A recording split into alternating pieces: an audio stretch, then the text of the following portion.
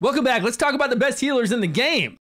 I've kind of been putting off this video because there's not a lot to show, but I do have all these healers and I want to talk about what healer is the best for you out there and what's good for different dungeons. We'll get back to my account in a minute. Let's talk about what these healers can heal you for. All the rares underneath Gillian are kind of comparable in the amount of healing they can do, but it's all about what do they bring to the party? What kind of debuffs can they take off? And what kind of debuffs can they apply to the enemy?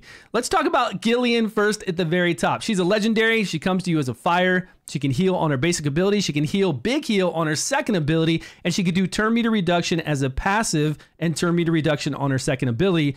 But you just don't notice it. It used to be so good in the previous beta. I've leveled up Gillian really far, almost to level 50. And I use her currently because I have her Frost weapon, which her Frost weapon's amazing. As far as raw healing goes, it does crazy amount of healing to the whole entire party and can double up on somebody who's really low. She comes to us as fire, and the fire just isn't useful like it used to be.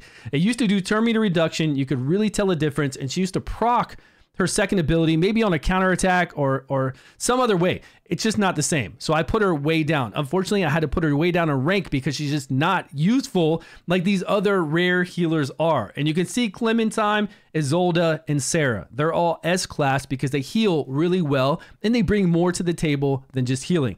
Frederick can remove debuffs to himself. He can do as good a healing as they do on his second ability. He has Mark on his basic ability to apply Mark debuff to the enemy, which is really good for Dragon to make sure Dragon can't get the buffs that Dragon needs, but that's only for one dungeon, and we can get Mark from other heroes out there. If you have Frederick and he's your only healer, he's still way better than doing like Luke or Amelia or Kalish down here in the uncommons. He's still a good healer. He's just not as good as somebody like Isolde because Isolde can remove dots. And right now, the hardest thing to get through to level up our heroes is Gorgos, to get all those burns off so that we can rank up our heroes. It's like the most important beginning dungeon for us to get past. So Isolde is SS because of Gorgos. She's S with the rest of these as far as healing and keeping your team alive because we need healers in this game.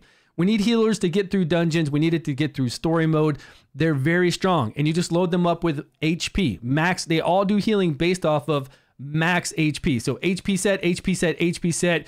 Vigor recharge on the ring for main stat if you can, HP percentage on the other two items, and then you've got your boots, your chest piece, and your helmet. Clementine is pretty interesting. She'll come to us as fire and she'll remove debuffs. Now in this game, removing debuffs means removing decreased attack, decreased defense, things of that nature. When it says removing stuns, which are abnormal status effects, Clementine can do that as well on her wind weapon, removing all abnormal status effects. And then she can remove dots on her frost weapon. So those are three different things. Just keep that in mind when you're looking at this. And if you do have Clementine's frost weapon, don't try to take her into Gorgos alone because she doesn't remove enough dots. She doesn't have a high enough percentage every time she heals your whole entire team to remove dots to do it by herself. She can help your team out big time if you have her in frost, but it's like a 60% chance booked out to remove 3 dots. If she's booked. To start, it's like a 50% chance to remove 1 dot. So just be mindful. You got to bring in other people to help yourself out, but she will do an AoE heal with that. So getting through the game, you know, using her to get through the game, she's great. Gorgos, not so great. She's going to need some help. Isolde, fantastic in Gorgos, and she comes to us as Frost, which is the best thing that we need to remove all these dots. If you can upgrade her passive, she gets even better. And if you can upgrade her second ability, it'll go down to a 1 vigor cost, which I was lucky enough to do. So I've got her down to a 1 vigor cost on the second ability. She does 2 heals over time. And then anytime those heals over time heal your allies, they've got a chance to remove dots on themselves as well. So she's got a really good kit for Gorgos. And then even not going through all other content, she's fantastic as a healer as well. I use her 24/7. to heal my guys, and she works out great. So I really think right now, currently, probably the best healer in the game, hands down. Sarah has amazing healing capability. She can remove debuffs. She does increased defense on her third ability, which is like a much bigger heal. She can also apply block buffs on her basic ability, stopping the enemy from getting buffs. That's really strong. It can be good for us in a lot of dungeons. Some of the bosses we really can't block what they do though, unfortunately, something like the dragon, to where you need to put a markup on the dragon to stop it from doing something specific and getting all these buffs. I don't think she'll block that. Now you let me know if I'm wrong about that, because if so, then she's going to be really strong in other areas of the game, and she might be SS for other bosses, besides Gorgos, because she just doesn't work well in Gorgos by herself. She'll work well to keep us healed up, no doubt. She'll do well even as Wind with all the HP gear we're going to have on her and all the healing she does. She'll still survive and heal us and help us out, but she's not going to remove those burns. And the boss is going to blow those burns up and we're going to be dead regardless. But she is a good healer, so she's S-class for sure as far as healing goes. Turn is the moth-looking one. She has a really strong single target heal on her basic ability, and then she does all these buffs on her second ability. I think more if it's nighttime, and then I don't even remember what her third ability is. We'll go look at her in a second, but I didn't put notes in here about her because I just didn't think she was very good. I've got her at A class for this. But if you do use her somewhere and she's amazing, let us know, because I think that's going to be the thing, right? Different heroes are amazing and can be S-class, best in slot in certain areas of the game. That's the way it should be, and I hope that we have good areas to use all these healers on. But as far as getting through content in the game, I wouldn't consider her the best healer to use at all. To get through story mode, to get through just normal things that we do all the time, I don't think she's the best. And for these uncommons like Luke and Amelia, their third ability can heal you, but for 3 vigor cost, I hope you get a rare, because then you can use the 2 vigor cost on these rares, get the same kind of healing, but get much more utility from them. And Kalish down here is an uncommon. He can heal on his basic ability, remove abnormal status effects on that second ability, but you wouldn't really want to use him. You could use him, load him up with HP, and just let him do his basic and heal you all the time if you have to, right? You got to use what you've got to use. Gillian with her Frost is amazing. Clementine with her Frost would be really good to have in Gorgos, along with other people that can remove dots, because her percentage is not high to do this, and we'll go check that out.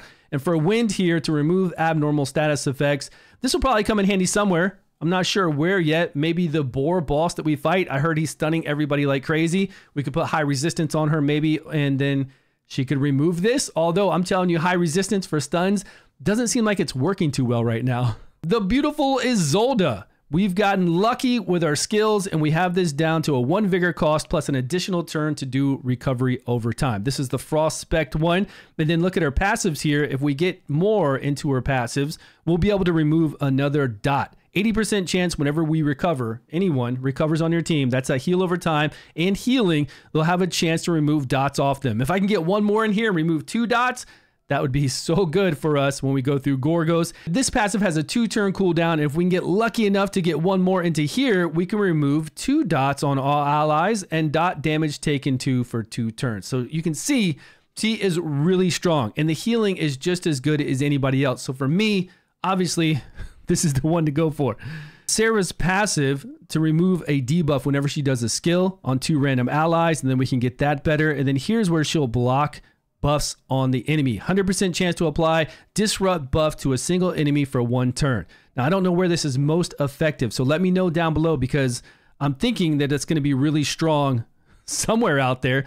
But she just does healing here. She does healing here based off her max HP, remove 1 debuff. She can remove multiple debuffs if we get skill books into her. And here she does a really big heal for 4 vigor on everyone else. But these costs don't go down. But a 2 vigor cost for these rares, I think it's really good. I think it's very, very strong. Clementine has that baby turn meter reduction as a passive, and then she also has this to where she can do damage. She can proc this to attack many times on her skill 3 with a cooldown there, and then she comes to us as fire. We have the ability to heal everybody and just a percentage chance to remove debuffs. I guess because it's 2 vigor and we're doing this every turn, we get this really good heal for a whole entire team, but we only get a percentage chance to actually remove these debuffs. And then going Frost with her will remove dots, and then going Wind with her will remove abnormal status effects. What's this Moth Lady all about? Does she even have good healing? We saw enormous healing on her basic ability, but now she's only doing things with the other moth type people. And then here she'll do recovery powder to self when it's nighttime.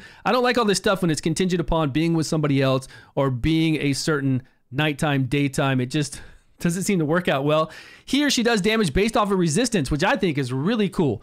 You just give her a crazy amount of resistance and see how much damage we can get, but then she does healing based off of her max HP. We kind of have to balance that out if we want to get healing out of her. And then here are the buffs that she was doing. She'll do that increased accuracy, increased defense to all allies, and then if it's nighttime, we get the recovery over time. I see. So she can give us more healings for 2 vigor if it was nighttime. I kind of feel like she could just give us a heal over time with those buffs that she's giving right now, and it would be really strong. It would.